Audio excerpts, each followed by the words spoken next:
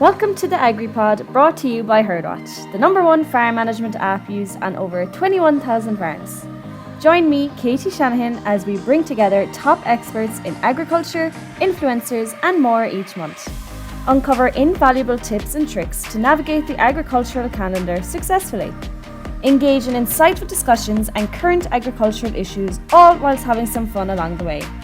Transform your farming journey by downloading the Herdwatch app today and say goodbye to farm paperwork. I'm nervous. Come on, let's go. Hello everyone and welcome to the first ever episode of the AgriPod by Herdwatch. For those who don't know me, my name is Katie Shanahan. I'm a beef and sheep farmer from County Cork and I happen to work for Herdwatch, the farm management app. So on this month's episode, we put a focus on calf health during the impending busy calving season. And I'm delighted to say I'm joined by Hazell Mullins. So Hazel is a proud dairy farmer who utilised her passion in large animals' well-being to go on and pursue a career in veterinary. She has recently taken up the role as President of Veterinary Ireland whilst also managing her new large animal locum business. And she's also co-founder of VetSpace Ireland. Hazel regularly shows her journey in the farming and veterinary world on social media, where she has amassed an impressive 17.3 thousand followers. With a special passion for calf health, Hazel will bring some guidance and tips ahead of the calving season for you, the farmer. So Hazel, on behalf of myself and Herdwatch, thank you so much for joining us today. Hi, Katie. Thank you. I'm honoured to be the first guest. When you messaged me, I was like, oh, this is great. So very excited. And as you know, I'm an avid Herdwatch user for many years as well. So it's a big part of my life on the farm. But yeah, delighted to be here and hopefully we'll learn a few things maybe together and yeah, just have a chat. Be good. Sounds good. So look, we'll get straight into it. We have a few different topics to cover. We also have a little Q&A at the end. So both yourself and I also posted it on my own social media just to get a few questions from followers and things like that. So we'll get to those at the end. But just to get things going, Hazel, if you wouldn't mind telling myself and for those who don't know you, just a little bit about yourself. Okay. So I am a dairy farmer's daughter from Cork, from Carricknavar, and I also have just gone into partnership with my dad last year on the dairy farm. So I'm a vet and a dairy farmer. So I'm definitely a bit of both. I love both of my career choices now, and veterinary is definitely a passion of mine, and I wasn't willing to give it up, and I like that I can kind of work the two now together. So I graduated in 2013, so I went to Nottingham University in the UK. I was there for 6 years and I came back, had a great time over there, and definitely it made me kind of realize that I was in the right profession for me. I loved it. I loved studying it. I loved science. I loved all of it. And I particularly enjoyed my large animal lectures. I also really enjoyed the equine lectures. So I was and I had horses growing up as well. And I was like, oh, what do I want to do? And then I think the bug of the large animal, the cows, definitely bit me. So I came home and I worked in Killarney for 18 months. And I had a real mixed job there. There was horses, dogs and cats, everything, goats, you name it. I treated down in Kerry, and it was brilliant and a real, I suppose, introduction to my working life. And then moved to Bandon in West Cork, down your neck of the woods, Katie, and loved it. Real dairy focused, Glassland Vets, real dairy focused practice. So that's where my dairy interest really grew down there. So I was involved with a lot of herd health, a lot of farmers talks, all of that kind of thing. So then I moved to Abbeyville, just outside Cork City, and was able to live at home then and do on call. And again, a very dairy focused practice, big herds, and really enjoyed the work there. And then I went to Naas, to Highfield Vets, and I was more in a kind of management role there as large animal director and mentoring young vets and maybe pushing on the large animal side of that practice. And then the Greenfields of Cork started to call again, and I came home farming with Dad, and that's where I have been now since last February.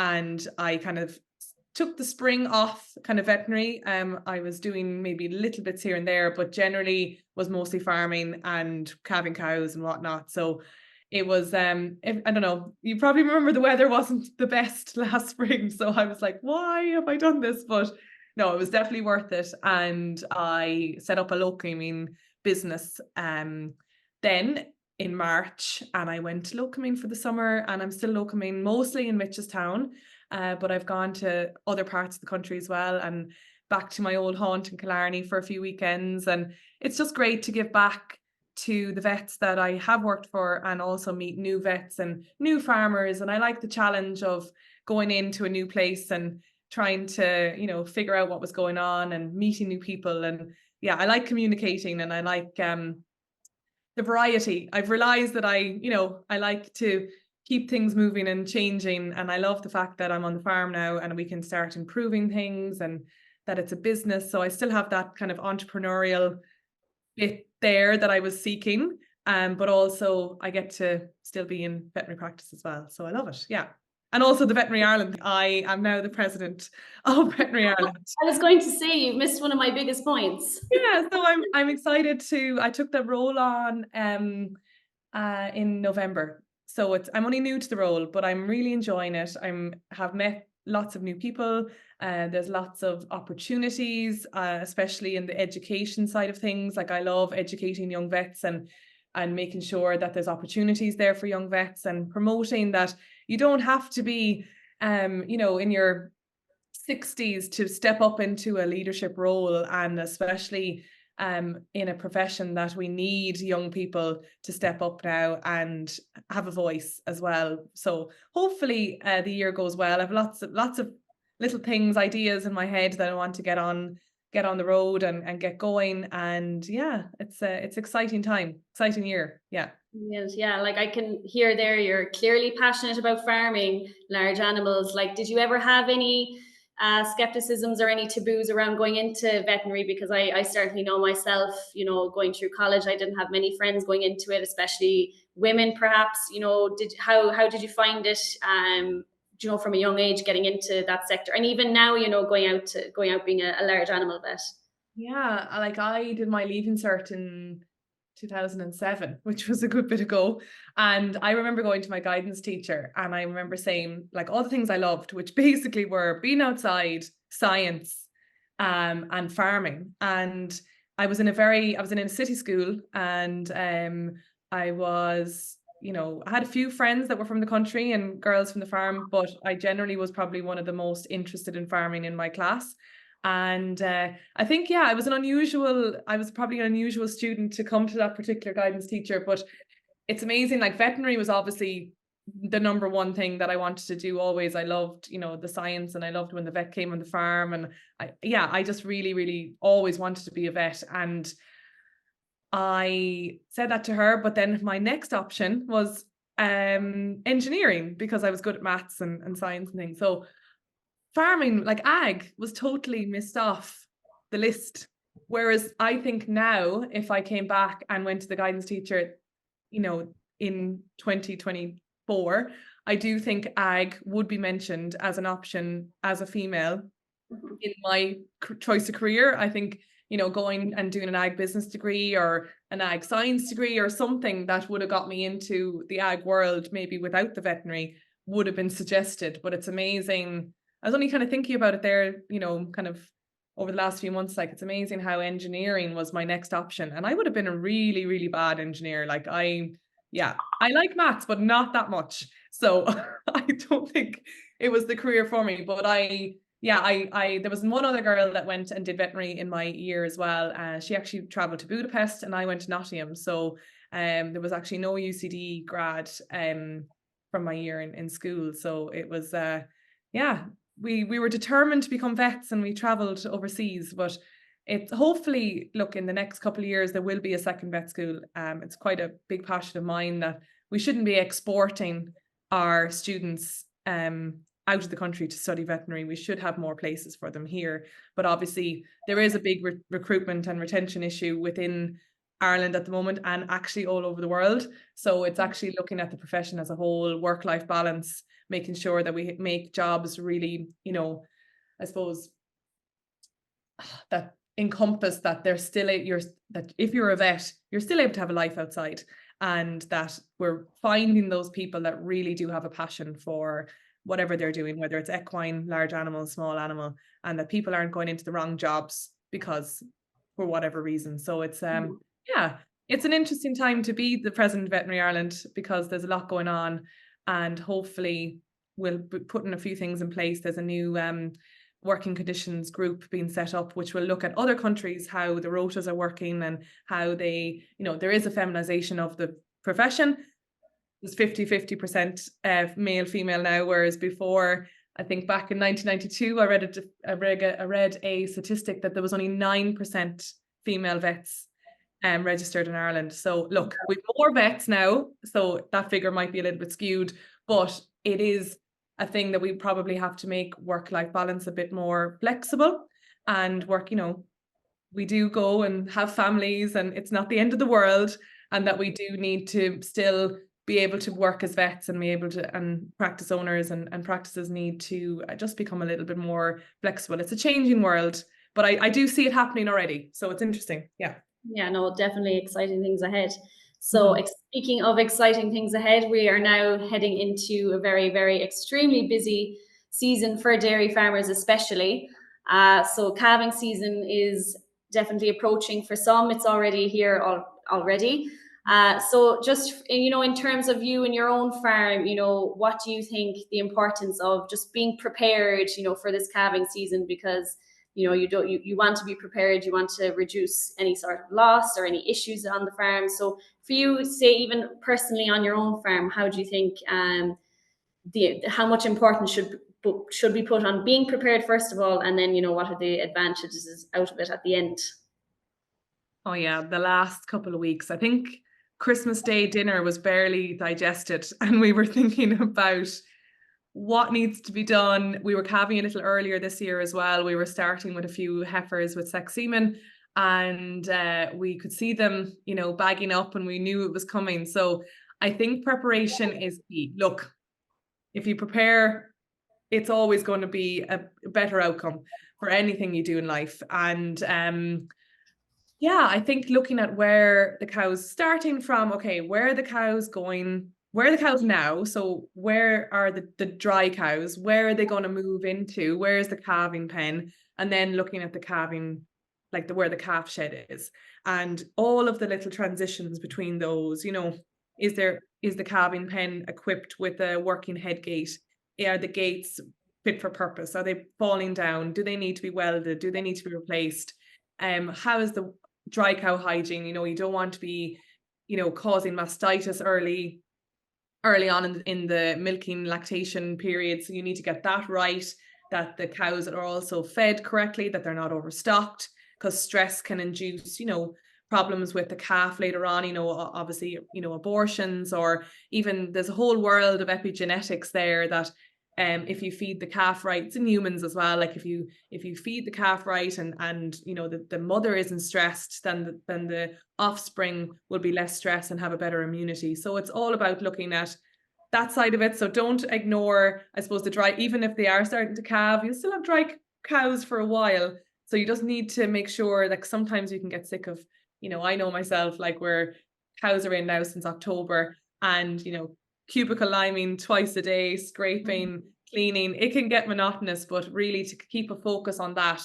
Then looking at where you're calving your cows. So at home, actually, we I have moved things around a little bit. So we got a delivery actually just this morning of all these new calving gates and pens, and we're putting in 2 pens into the calf shed now, and basically for safety, because sometimes we were getting a little bit lazy and trying to put cows behind gates instead of bringing them down to kind of the calving pen. And look, I just could see that there was going to be accidents happening, and I do think that safety at springtime, we need to make it a priority for both vets and farmers. So I always love when I go on. I did a section yesterday and it was the nicest section because it was a lovely calving gate. There was no chance of me getting kicked. it was fabulous. And I just think that maybe we should be preparing maybe for those difficult calvings as well. Hopefully they never happen on the farm for spring, but the majority of farms will have a couple of cows that they will have to handle and maybe need to call a vet. So yeah, calving pens, making sure that everything is disinfected, so cleaned out. So there's no point disinfecting things if you still have organic matter everywhere. So making sure that you remove that, and then disinfecting before any cows or calves go into that calving pen or calving group shed or whatever you're using. And then looking at the calf, where the calves are going to be, are they going to be in individual pens? What's your kind of baby calf rearing situation? And then are they going to move on to group pens? Making sure that, again, all disinfected. Things like making sure that you're using a disinfectant that's relevant and going to kill crypto, coccidiosis. A lot of disinfectants won't kill those. So making sure that you're reading the label, contact time as well on the actual surface. And preparing is key. Making sure that you have your milk replacer ordered, making sure that you've got your iodine or your chlorhexidine ordered, all of these things that think about it as a process. For the minute that calf hits the ground, what are you going to need along that route, and making sure that you have enough things. So I've been buying new buckets, new teats to put on old feeders. We change the teats every year, and disinfectant, iodine, milk replacer. Getting your calf creep feed in early, getting all of these things ordered.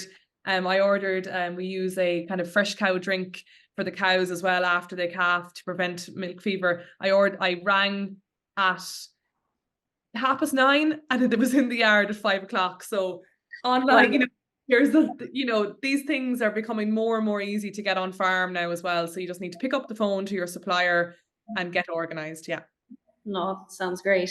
You said a few kind of diseases there now, but you're obviously a dairy farmer and a vet. So if you were to combine both of those professions, in your own opinion, what do you think are the most common calf health issues once they're born? And then moving on from that, kind of, I suppose, preventions for them or treatments for them. So just give me your top 3 or 4 that are probably the most common. Okay, so scours are probably going to be your top, and that's reflected in the labs as well. So the regional vet labs, the number one cause of mortality in calves is scour. In baby calves is scour, so that's under 2 weeks of age. So you really have to be wary of your rotavirus, crypto. So rotavirus is a virus. Cryptosporidium is a protozoa, so it's like a form of a parasite. That's why you need a different type of disinfectant to kill it. And then you've got your E. coli. Seeing less and less of E. coli actually these days. I do think that your rotavirus and crypto are your main ones. And then you've got coccidiosis, maybe when they're a little bit older, over 3 weeks of age. There is other viruses like coronavirus. So we all know about coronavirus, but in calves, it causes it can cause kind of scour and respiratory signs. So again, it's there. It's something to be wary of. The tests that we can test scour with do tests for all of those except for salmonella. So salmonella is another, again, through vaccination and hygiene, it is something that we don't see very often, but it's definitely one to be wary of. So top 3 would be definitely rotavirus, crypto, and I think coccidiosis are your main kind of top 3 scouring calf issues. And what was the next part of your question, Katie? How to prevent them, is it? Yeah, preventative methods, or even if they, not even prevention, if they do have it, I suppose moving on then is the treatment option. But I suppose prevention is key, and then treatments. Yeah, so I'll stick on the scours for now. So prevention, you do have vaccination. So there is a vaccination for crypto, E. coli and corona, all contained within the one vaccine. And it's a one shot that you give 3 to 12 weeks before calving.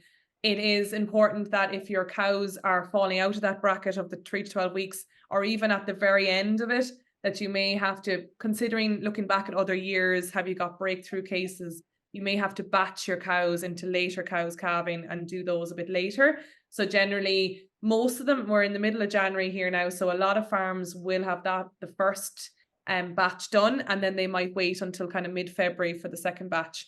So it's important that we're kind of giving it at the right time.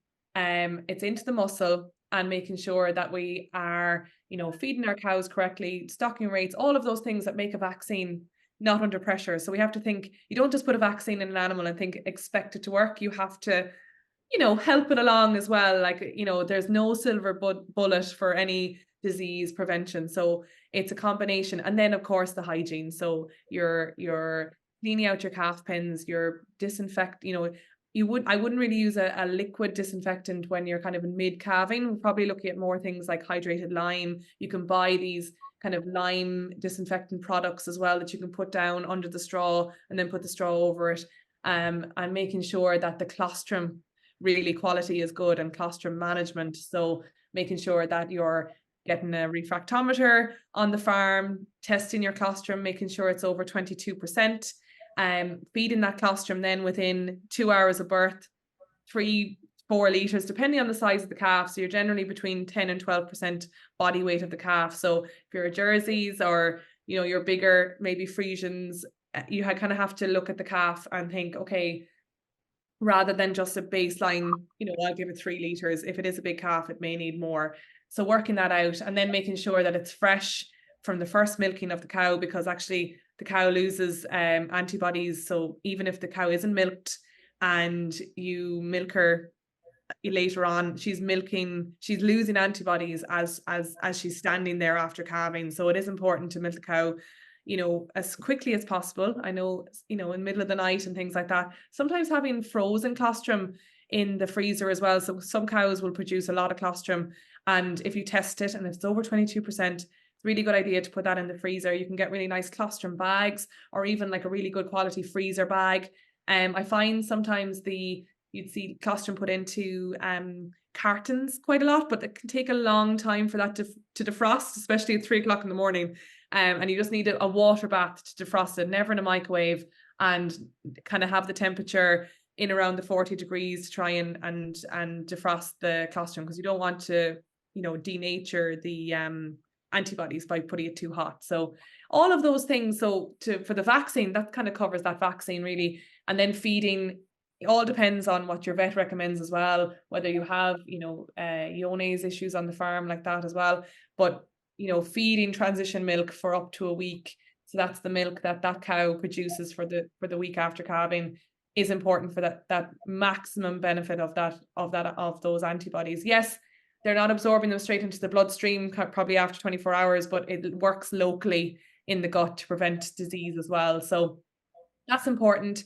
Hygiene's important, colostrum management and vaccines, I think, all contribute to preventing scour in those early days. But I think you were asking about all the other things that could be a problem, and I know we'll probably discuss it in depth later, but pneumonia is an issue probably in the slightly older calf, maybe 10 days, 2 weeks older, all to do with looking at your ventilation. If it is an issue on the farm, like if you go into a shed, I have asthma myself, and I'm quite susceptible to kind of air quality and things. If you walk into a calf shed and you smell ammonia and you can barely breathe yourself, think about those calves in that shed and how they're getting affected by the pathogens. So fresh air kills pathogens. So if you don't have fresh air, that air is full of pathogens like viruses, like RSV, PI3, bacteria, Pasteurella. It's going to lead to disease if you don't have a fresh shed. Now, there's a difference between fresh and also drafty. So I think sometimes you really do have to get down a calf level. If there's a drafted calf level, that can also cause, a wind chill and disease. So it's making sure that there's fresh air without having a draft. And there's ways of you can get like air measurement, air speed measurement tools and temperature tools as well. And what you can do in a calf shed is actually fantastic. And you should have a little toolbox to make sure that your calf shed is optimal for rearing calves. But that'll be one thing now. And then vaccination for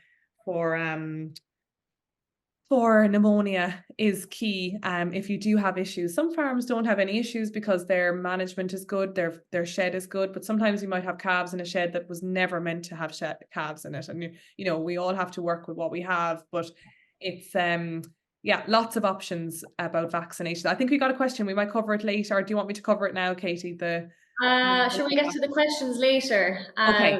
I Yeah. suppose, well, just moving on from that, like I thought sheep were bad for picking up diseases and wanting to die, but calves seem to want to get numerous diseases as well. There seems to be loads of them there. But I suppose even coming from me, I wouldn't be calving much cows. I wouldn't see much calves. What should farmers be looking out for in terms of a sick calf? What are the visible signs? Because I suppose early detection is key when it comes to any sick animal, especially one as young as a calf. So what are like the most obvious visible signs that you need to be checking this calf? There's something wrong. Yeah, I think it's important that there's if you can have someone that is kind of focused on calves for the spring period. So at home on my farm now, it's generally I'm doing the calves, or someone that kind of knows their general what they're like, what their routine is like, and anything out of the routine really. So a calf that you put a bucket in front of, it's been feeding for the last week absolutely perfectly, and it just comes up and it just looks at it and walks away, or it has no interest in feeding. Like, that's not a normal behavior, especially for a calf that's fed twice a day. So really we should be getting our thermometers out, checking our temperatures, if they're lying down a lot, if they're not getting up, if their ears are drooped, if you kind of see anything that's kind of out of the ordinary, that what a calf should be, they should be up, they should be bright eyes, clear nostrils, they shouldn't be in a corner with their ears down and just have no interest in getting up. Breathing rates as well, like if you kind of, sometimes they will, like, they'll be a little bit warm on certain days and they might have an increased rest rate, but I think you can generally see when a calf is really increased their rest rate, and kind of struggling to breathe. You'll see their chest expanding a bit more than they should be. So anything like that really. And then obviously you'll see scour. So you'll have to call a vet, get it diagnosed. We have really, really good farm side tests now that we can take a little sample. We can tell you that it's rotavirus or crypto straight away, because they're very different. They're treated completely differently. Rotavirus is a virus. Antibiotics aren't going to help in that way. Crypto is a parasite, it's a protozoa that needs specific treatment. So I think sometimes you might think that, oh, it's a certain disease, but it actually could be something else. They do get nutritional scours as well, maybe from drinking too much, or drinking if there's a transition between milk powder and whole milk. So sometimes it might just be a very transient, like they could be really, really healthy but have a slight scour. And generally that would clear up with maybe if you give them an electrolyte midday, and you kind of have to look at all the signs that the calf is giving you, like, and they're trying to tell you. I know they can't speak to you, but they are trying to tell you they're unwell, and you just have to recognize it. And I think once you're in there kind of regularly and keeping an eye on them, and not just going in, throwing milk into a feeder and turning your back and walking out, making sure they're all getting up, they're all around the feeder, they're all drinking, because they might come up and they mightn't actually drink. So I think it's important that you don't take those simple things for granted. Yeah. Yeah, no, definitely sounds good. I suppose moving on from that, then just there's a few things that we'll talk about in the Q&A, but just to give your top tips, things that are non-negotiables for when a calf is born, things you do, like certain things now, certain farmers would be all for, some of them don't, like say calf jackets, for instance. That's kind of a preference thing. Obviously there's studies behind it, but things that are completely non-negotiable that you have to do in order for your calf to thrive and to not pick up any diseases or infections, and even in terms of both health and nutrition. Okay, non-negotiable: calving into a clean environment. Because if you calve a cow and the calf lands in, and it's surrounded by muck, you're giving that calf a much less chance of survival, because they're going to be ingesting pathogens. They're going to be, their navel is a passage. It's an open orifice basically until it closes. So it's still open when they're born. So dirt can get up there, infection can get up there very quickly. So clean environment is a non-negotiable. So making sure you've got clean straw, cleaning out after every calving if possible, or trying to just do your best. I know in the middle of spring, it's very, very difficult, but trying to keep that calf house as clean as possible, using your lime underneath your straw, topping up straw, making sure that it's clean. Now, next thing then would be navels. I mentioned it. Navels would be an absolute non-negotiable for me. It's preventing liver abscesses, joint ills, just general sepsis. It's not, as I said, it's an open orifice. Infection can get up there, and it's making sure when you are spraying that you're using your correct, whether you're chlorhexidine at your 0.5 to 1% or your iodine at 10%, you're making sure that it's made up correctly and it's, fresh, and you have a really good. I actually like the kind of cups, like teat disinfectant cups, because you can really get it all over the navel, and also the navel, when it hangs down, it's going up through the tube, so it's really disinfecting inside the tube as well. So it's getting that right. And then another non-negotiable, colostrum. I know we're sick of hearing it, but a calf is born with no antibodies. Like it's completely naive. So it really does need to get the antibodies from its mum, and it needs like that within 2 hours, like the 1, 2, 3, or the first milking within 2 hours, and 3 liters. I would even be saying looking towards the 4 liters, looking at the calf, not just going, oh, sure, 3 will do. If it's a big calf, you think it's 40 kilos or more, take 10, 12% of that, and that's what you're kind of looking for to get into the calf, and getting it in within the first 2 hours. Yeah, no, you think these things are fairly obvious, but for some farmers it tends to be kind of, I suppose, not taken as seriously as it should. It's a And I busy suppose, time. Yeah, it's a busy time, Katie. So like everyone starts off with really, really good intentions, and we all slip a little bit. Like it just happens with tiredness. We get lack of sleep. We get, but it is trying to really focus on those basics, and they're the non-negotiables, well, I think those three they're fairly easy to follow. Just the clean environment, the navel, and the colostrum. If you can follow those three basic ones, I think you'll be looking at a pretty healthy calf.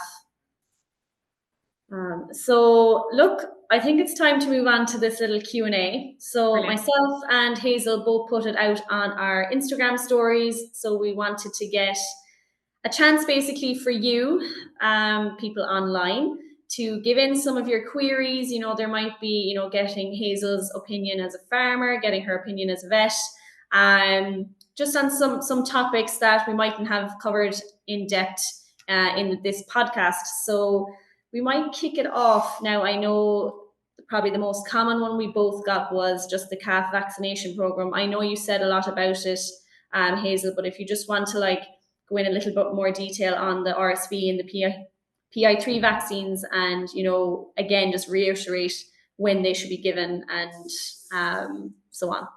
Yeah, no problem. So I think I got a question more about maybe buying calves from the mart, and then you got a question about baby calves. So look, we'll split it into two. So baby calves. So what we're looking for really is a live vaccine with baby calves. So if you are getting pneumonia very early on, say kind of from 10 days, 2 weeks, look, there's probably an issue in the shed that needs to be addressed as well. There's probably reasons why these are happening, but the vaccine can help get through maybe a period where there's an issue in the shed. So there is a vaccine licensed from day one. So if that suits your farm kind of routine, that it's really, really busy, you're not going to be able to batch calves later on, at the week or 10 days old to vaccinate them. Then when I'm tagging a calf, I also vaccinate the calf. So that is available. So that, talk to your vet. There's a vaccine available, and that covers PI3 and RSV. It's an up the nose intranasal vaccine. Then there's other intranasal vaccines that are very similar, that they cover RSV and PI3, but they just need to be given at a week or 10 days old. So again, talk to your vet. If you're not getting pneumonias till later on, might be that might be completely sufficient. You get about 3 months cover out of an intranasal vaccine. So just think it's intranasal because it works locally, and also it it doesn't get affected by the maternal antibodies. So the antibodies from the mother that they're getting doesn't affect it as much as an IM injection. So that's why we kind of need to be looking at intranasals for that really early pneumonia. Then I suppose there's also an option to go in with a dead vaccine. So that's a killed vaccine, which takes longer to use. Actually, I've recommended this for farmers that get a little bit of pneumonia, maybe when they go out to grass, or they kind of get this kind of virus at grass. So you can give it from 2 weeks of age, but you need to give it 4 weeks later. So it really only works kind of after 2 weeks after the second shot, gives you that full protection, but that lasts for 6 months. So those two, so that's the dead vaccine. So it's very much looking back at your history, what affected me last year, talking with your vet and saying, okay, I never want to go through that again. And how do we prevent it? And looking at the shed is a major thing. So ventilation, air speed, air cleanliness, pathogens in the shed, stocking rates, really need to be looked at as well. So then for the weaned, for say you're buying in from the mart, I definitely wouldn't be thinking of I'd let them settle for about a day before vaccinating them, because there's no point vaccinating a calf that may be under immune stress for other reasons, transport or, leaving the farm that they were on. So I think 24 hours, be thinking of something, again, if they're young calves, up the nose, intranasals, I think you need to be thinking of live vaccines that if you need to, especially if you're bringing groups of calves from different farms, you don't know what different calves are bringing. So you kind of just need to blanket intranasal vaccine is probably a good thing there, but just not giving it, probably waiting that 24 hours for the immune stress to come down, because again, there are no silver bullets. We just need to give the vaccines in the best way we can. And also storage of the vaccines is really important as well. If you're going to the vet or collecting your vaccines, do not be going off, shopping or going out for dinner and then forgetting. Look, I've forgotten a vaccine once or twice on the seat of the car, and look, it's very annoying when it happens, but you need to really be prioritizing going to the vet. Okay, vaccines back in the fridge, and the door of the fridge is a really good place to store them as well. So yeah, that's kind of my live vaccine works fast. Your dead vaccine is when you have time and you want to prepare for something maybe further on in the future.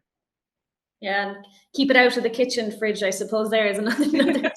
Growing up, my freezer used to be full of cartons of colostrum. Same with the fridge. You'd have the colostrum in the fridge. Yeah. And we have a special freezer, but the fridge does get the odd. My husband is like, "What's this?" And I'm like, "Oh, it's a scour vaccine," So I think every household is the same, though. The fridge can be used for. There's no harm in it. It's fine. Just don't drink the colostrum is the top tip. Yeah. Speaking of colostrum, I suppose we have 2 questions here that are similar. So again, we might join them up there from Nikki and Nicole. So the first part of it, I suppose, is someone just wondering the correct method of tube feeding a calf. Just have you any tips on it? I suppose it can be kind of a nervous, a daunting experience for the first time, and then as you do it more and more, it just becomes monotonous. And then I suppose Nicole's question, moving on from that, is bottle feeding first or tube feeding first? What's the kind of the studies behind that? Perfect. So stomach tubing, yes, it's a great tool both for feeding that first feed of colostrum if that's what the routine on the farm is, or else for sick animals. And you should always have a separate tube feeder for each category. So that's really important, because you're only spreading disease if you're using the sick one on healthy calves. So I like to kind of back them into a corner and make sure that you have some kind of that they're not wriggling away from you. It's amazing the power of a baby calf. Actually, it's you think it's going to be really, really simple, and actually they can be quite wriggly. So trying to set up as best you can, have everything kind of ready. And the left-hand side of the neck, so I stand on the right-hand side of the calf, making sure that the left-hand side of the neck is visible to me. And then I kind of just advance the tube, and you'll see the esophagus is on the left-hand side of the neck. So you'll see it, the bubble that kind of at the end of most tubes, feeders, you'll see it actually, and you can feel it, and you can actually run it up and down, and you can feel it under your finger. Again, you shouldn't be hearing any massive coughs. You should, the calf should be comfortable, like kind of swallowing, kind of chewing on the, like salivating and chewing, and you'll feel it going down. And then you shouldn't feel any resistance as it's going down. And again, you should mark some of them are marked already, but just always kind of measure beforehand as well, the tip of the feeder to the tip of the nose. So you're kind of going from the elbow, the point of the elbow to the tip of the nose is kind of where you need to position it. So if you put a little bit of like electrical tape or something there, that you can mark it, that you're not going to go too far and rupture anything inside. But that's the biggest tip, is the left-hand side of the neck. And you'll see it going down, or you'll feel it going down. So you should be able to feel the trachea, which is the windpipe, and you should be able to feel the tube next to that, which is in the esophagus. So they're my big tips. And if you just want to try it without any liquid, you can put it down and kind of get more confidence with it that way. And then the second question, Katie, remind me. Just the difference, or in your opinion, what do you think is better, tubing first or bottle feeding first? Like, what's the research behind both options? There has been research behind it, and look, I think the research is showing that the bottle feeding, so out of a nipple, is probably that little bit more natural, and gives that, it's a little bit slower as well. It just gives that time for the esophagus reflex. So the calf, when the calf wants to feed, it closes off. There's a little passage that the milk goes straight to the abomasum. So again, when you're tube feeding, it will get to the abomasum. It'll just take that little bit longer, because obviously it's kind of going into the undeveloped rumen first. So you're putting kind of colostrum in there. Now, it's okay to do that for the first feed. But look, if you have the time, and you have, look, there's certain farms that, look, I'd much rather them get the 3.5-4 liters of colostrum into the calf than, leave it and have to go, and, busy time of year. So it is very much, I think, once you get that 3.5-4 liters in to your standard calf, that's the main thing. But I suppose the research shows that just slightly, I think there's probably a slightly higher antibody I suppose absorption rate, but very minimal difference, to be honest. Yeah. Perfect. And then I suppose going on to, Sue asked about, so I don't think we'll discuss different brands of milk replacer, but maybe in your opinion, what to look out for in terms of on the label, what are the key things we need to be looking for? Yeah, so I think it depends as well, they like the protein kind of anywhere between 23 and 26. Now there is milk replacers at 28. They'd probably be more for your real kind of Holstein heifers, and your really like, look at your farm, look at your type of cow, look at your type of calf.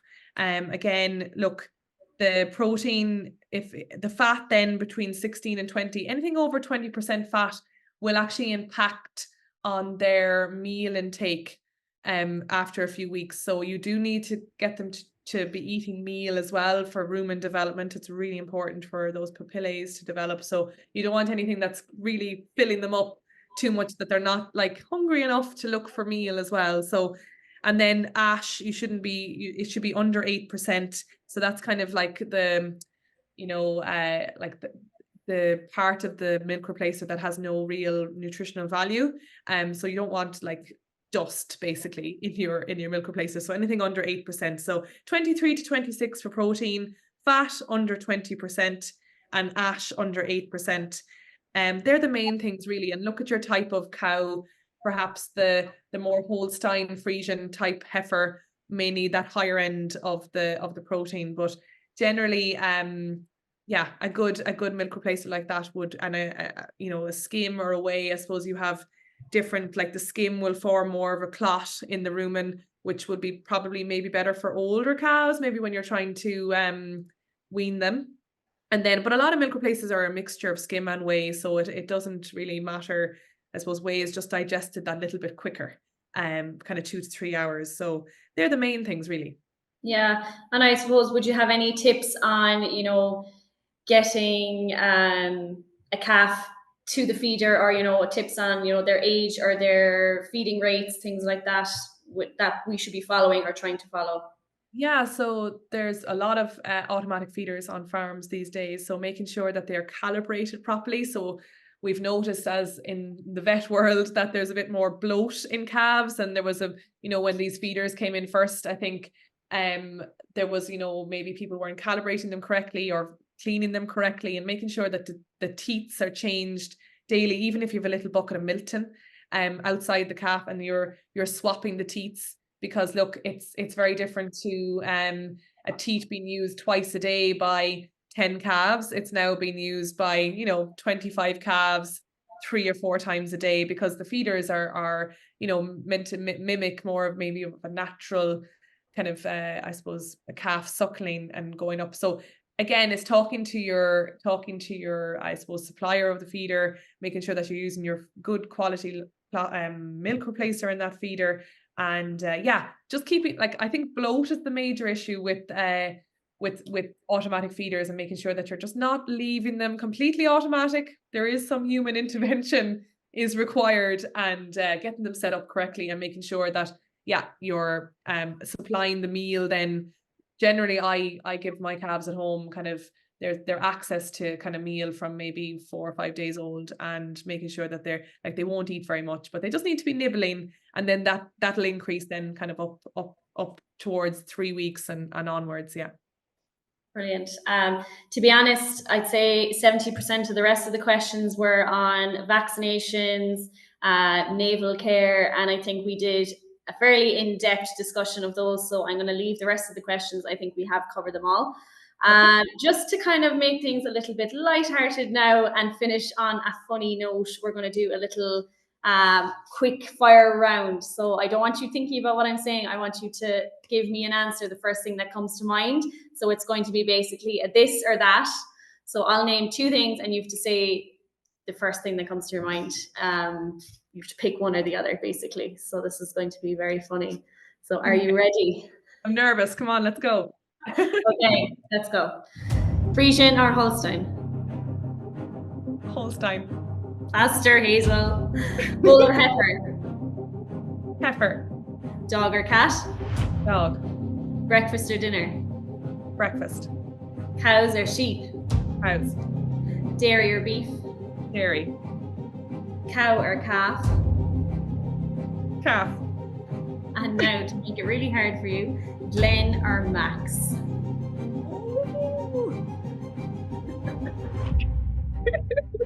Glenn. Glenn wins. So for those who don't follow Hazel, they're her lovely greyhounds. I suggest you give her a follow, because I love watching them, because I'm another dog lover. So that brings us to the end of our first ever AgriPod. I can't believe it's finished. It was great speaking to you, Hazel. Absolute pleasure, and we've had some good fun, and hopefully it's been educational and a good listen. Yeah, no, and I think just having you on, it was, you're a friend, you're a Herdwatch user, you're a very intelligent female vet. So I think people have definitely learned a lot heading into this busy calving season. And I'm sure if anyone has any more questions, you can get in touch with Hazel or myself, and we'd be delighted to answer them. Brilliant. Thanks, Katie. This podcast was brought to you by Herdwatch. Download the Herdwatch app today to eliminate farm paperwork and make better decisions with your farm in your hand. I hope you enjoyed this month's AgriPod by Herdwatch. Tune in next month, where we will have another special guest in store. Bye!